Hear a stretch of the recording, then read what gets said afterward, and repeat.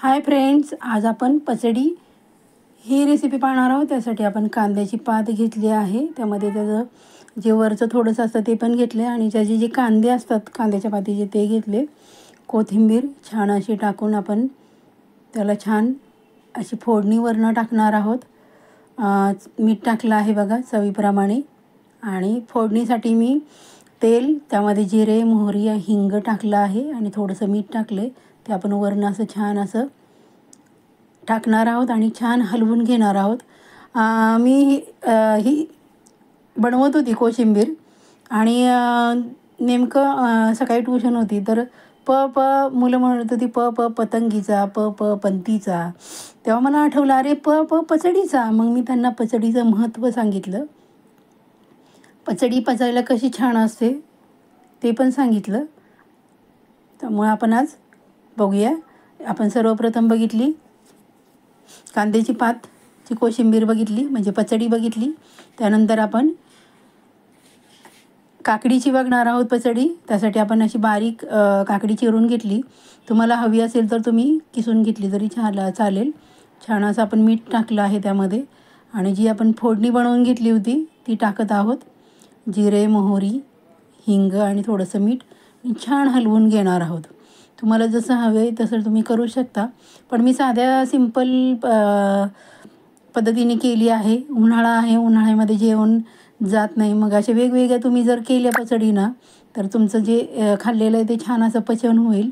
तर मग छान असं नाव त्याला दिलं आहे पचडी।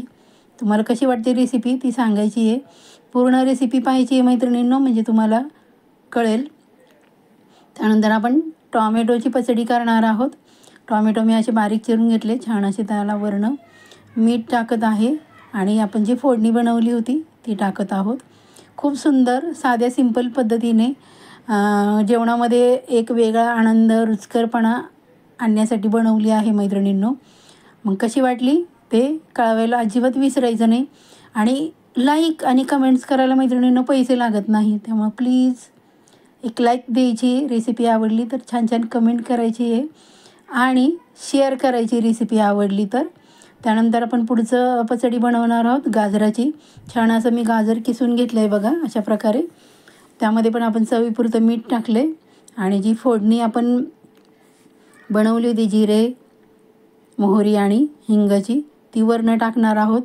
खूप सुंदर अशा वेगवेगळ्या तुम्ही जर पचडी करून बघितल्या ना तर अगदीच जेवणामधला आनंद द्विगुणित होईल आणि जेवणाला मस्त छान अशी लज्जत पण येईल, वेगळेपणा वाटेल। वाटतं की नाही पचडी म्हणजे वेगळा शब्द। हे बघा अशा प्रकारे आपण गाजराची पचडी बनवली। जे जेवणामध्ये आपण वेगवेगळ्या अशा प्रकारे खाल्लं तर आपल्याला पचन करण्यास मदत होते, ह्यामुळे कच्चं खाल्लं तर। त्यामुळं करून बघा। त्यानंतर आपण कोबी घेतला आहे, तो छान असा बारीक चिरून घेतला आहे। तुम्हाला हवं असेल तर तुम्ही किसून घेऊ शकता। मीठ टाकलं आहे आणि जी आपण फोडणी बनवली जिरे, मोहरी आणि हिंग ती वरनं टाकणार आहोत। खूप सुंदर स्वाद। त्याच्या अगोदर आपण कोथिंबीर टाकणार आहोत। तुम्हाला हवं असेल तर तुम्ही त्यामध्ये अजून दुसऱ्या भाज्या पण टाकू शकतात, पण मी वेगवेगळ्या प्रकारच्या अशा टॉमॅटो टाकला आहे आणि कोथिंबीर टाकलं आहे, अशा वेगळ्या बनवल्या आहेत। जास्त सगळं एकत्र बनवलं नाही। छान असं आपण फोडणी टाकून हलवून घेतो आहे बघा मैत्रिणींनो। खूप सुंदर, चवीला पण सुंदर आणि आपण हे सर्व धुवून व्यवस्थित बनवलेलं आहे। मी तुम्हाला ते दाखवलं नाही, पण तुम्ही ते करताना व्यवस्थित करायचं आहे। म्हणजे कुठली पण भाजी चिरण्या अगोदर धुवायची, चिरल्यानंतर धुवायची नाही, म्हणजे तिचं जे जीवनसत्व आहे ते निघून जात नाही। अशा प्रकारे आपण कोबीची पचडी बघितली, जी पचनासाठी खूप उत्तम, आपलं जे जेवण आहे ते छान पचायला मदत होते।